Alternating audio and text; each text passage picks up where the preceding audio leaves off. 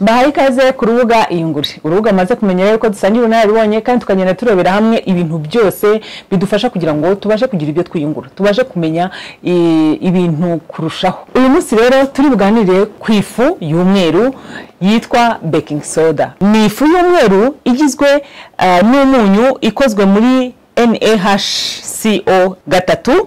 Ni formula ikoze iyo fu. Iyo ni formula ikoze iyo fu. Hanyuma noneho iyo fu tuyikoresha gute? Tugiye kurebera hamwe ibintu 12 twakoresha baking soda mu buzima bwacu bwa buri munsi kandi ikadufasha gukemura ibibazo bitandukanye mu rugo, haba ku bigendanye n'isuku yo mu gikoni cyangwa n'isuku yacu ku muntu muri rusange. Mugiye kuganira ndi Mukase Josiane. Iyo tugiye mu gikondi usanga baking soda ikoreshwa mu koza eviye. Kuriya ubona ukabona eviye irarabagirana, irasa neza cyane. Eviye turayoza ariko noneho iyo isutseho baking soda ukayisukaho warangiza ugafata agatambaro ukagenda uhanaguza ya baking soda washyizeho, birushaho gucya cyane, ukabona irarabagirana ukibaza ngo ese bari abantu bahanaguje iki, ese bari abantu bogesha iki, kandi ari baking soda bakoresheje. Ibijyanye na eviye rero irebaho, zaba izo mu gikoni, zaba izo muri douche, aho ngaho hose eviye twogerezamo kwa kundi ubona hagiyemo amavuta, baking soda irebaho ikaguhanagura kandi hagasigara hasa neza. Icya kabiri, ikoreshwa nka deodorant. Murabona yuko umuhumuro, muzi yuko kenshi iyo umuntu arimo kubira icyokere, arimo kubira icyuya, usanga agira umuhumuro mubi. Ariko noneho mu mwanya wo gukoresha deodorant ugakoresha baking soda nka deodorant, nta urinda umara amasaha 28 utiyumvaho icyuya. Ikoreshwa gute rero irimo kwikoresha nka deodorant? No kuvuga ngo urayifata ukayisuka ku kiganza, wamara kwisuka ku kiganza hanyuma ugasiga mu maha nkuko dusiga deodorant zisanzwe. Icyo gihe rwose nta muhumuro mubi umuntu agira. Baking soda rero ikoreshwa nka deodorant, kandi ikoreshwa nka deodorant no kuvuga ngo ubwo icyo gihe uburimo kugira ngo ubashe gusevinga, ubashe kuzigama amafaranga wakagombye ukoresha kuri izo deodorant. Hanyuma noneho rero n'ibindi byose bikoresha turi buze kureba, baking soda ikabikora bikaguhendukira kandi bigakora nkuko ibyo ngibyo ari kugura amafaranga menshi bikora. Icya gatatu baking soda ikora ni ukuyifata ukayishyira mu kantu, wayenze ukayishyira muri frigo. Buriya frigo kubera ukuntu ihora ifunze, hari igihe usanga hari igihe ifitemo odeur mbi, ugasanga ufunguye umwuka mubi urahita ugukubita. Ibyo ngibyo abantu bafite frigo murabizi. Iyo ufashe baking soda rero ukayishyira muri frigo ukayiterekamo, icyo gihe rwose ibyo ngibyo ubikemuye, kuko nta hantu wongera guhurira n'umuhumuro mubi muri frigo. Irawukemura kandi hagasigara hahumura neza. Icya kane baking soda ikora ni uguhanagura ibikuta. Murabibona yuko kenshi usanga hari igihe abana baba banditse ku bikuta, ugasanga banditseho nubwo ryaba rirangiye rihanagurika ariko ukabona imirongo bashyizeho ntabwo irimo kugenda ivaho neza. Icyo gihe rero icyo umuntu yakora ni iki na baking soda?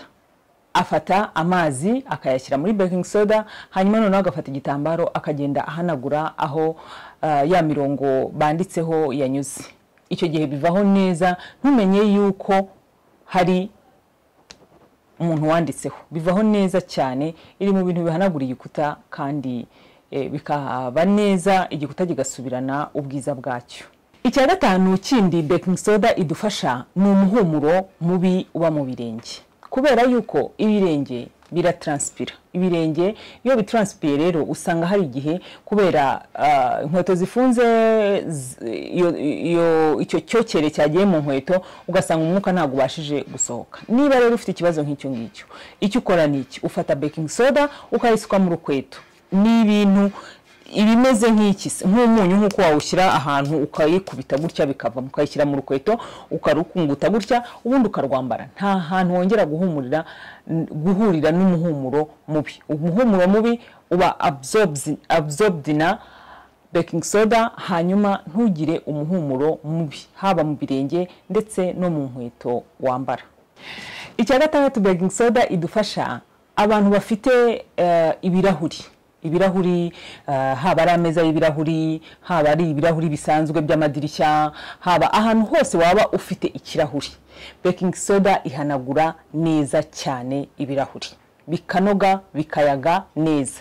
Wayikoresha gute rero? No kuvuga ngo ushobora gufata rya cupa ryavuyemo spray dukoresha duhanagura ibirahuri, ukayishyiramo baking soda, ugashyiramo amazi, ukazunguza. Byaba na byiza ukawashyiramo vinegar. Icyo gihe ibyo ngibyo byose bituma ubasha guhanagura, ugaprizaho undi ugahanagura bisanzwe. Bihanagura nk'umuti mwiza rwose w'ibirahuri.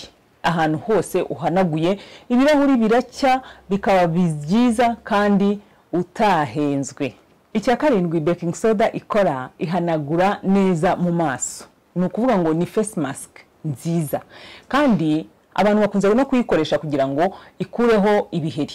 Kureho ibiheri, acne mu maso, ugasanga birakoze kandi birakize. Ni ukuvuga ko iyo uyikoresheje ni nziza cyane, ituma imyenge y'uruhu ihumeka kandi ikaba yagukiza ibiheri mu gihe ubirwaye. Ariko ntabwo ari ngombwa kuyikoresha ufite ibiheri gusa, oya, ahubwo ushobora no kuyikoresha udafite ibiheri, ahubwo ushaka kugira ngo umubiri wawe uhumeke, cyangwa se twenge tw'umubiri wawe turushaho kugira gusohora umwuka, cyangwa se turushaho guhumeka ku ruhu rwawe rwo mu maso. Ni face mask nziza wakoresha kandi ikagukiza ibiheri, ikaba yatuma ugira n'uruhu rwiza.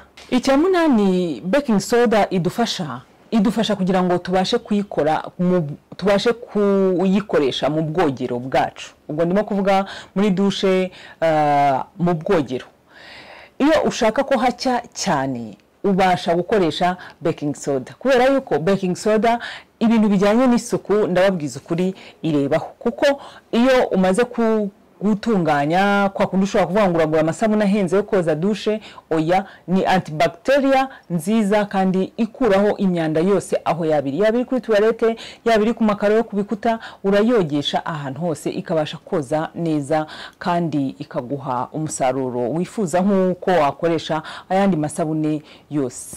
Icya cyenda nanone nababwira ikora ni desinfecta. No kuvuga ngo ni desinfecta nziza, niba ari antibacteria ni desinfecta nziza. Mujya mubona ukuntu dukoresha ama eponge yacu. Ama eponge rero kubera yuko isabune iba yagiyemo n'imyanda tuba twogesheje, ndimo kuvuga ama eponge kimwe n'utundi dutambaro twose dukoresha mu rugo, usanga rero dufitemo amabacteri menshi, bityo kugira ngo ubashe kuyakuramo wabigenza gute? Urafata amazi ugashyiramo baking soda, wamara kuyishyiramo ukazitumbikamo igihe runaka, iminota 20 cyangwa 30, hanyuma noneho ukabona kubimesa.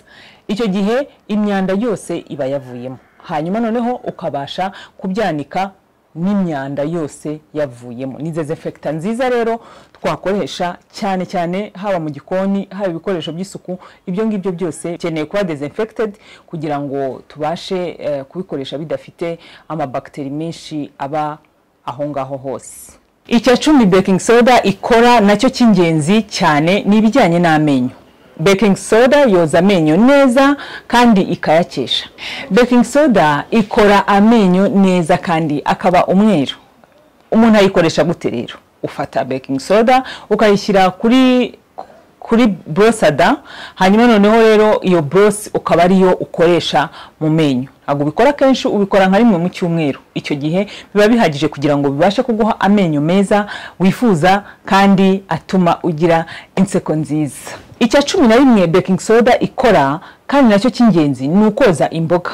Mubona yuko kenshi hari igihe dukoresha imboga nka salade, kandi noneho haba hariho amabacteri, haba hariho imyanda, kugira ngo ubyoze neza ubundi ubicisha mu mazi. Iyo umaze kubyoza bisanzwe ubicisha mu mazi noneho arimo baking soda. Icyo gihe nkuko twabibonye ko ari desinfecta nziza, ikuraho n'utundi twanda twose twaba dufite ahandi hantu twihishe, cyangwa se twaba twasigayeho amazi atabashije gukuraho.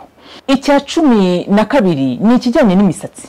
Ni ukuvuga yuko iyo umuntu amaze kumesa mu mutwe mu buryo busanzwe, kenshi usanga abasha kunyugurisha amazi arimo baking soda, atuma umusatsi ucya. Sinzi niba mujya mumesa mu mutwe ukumva urawukoraho ukumva uravuga. Ni ukuvuga ngo haba hakeye cyane, ageramo akunyuguza hagacya kurusha kuhunyugurisha amazi asanzwe yonyine. Iyo ngiyo tumaze kuvugaho ni baking soda.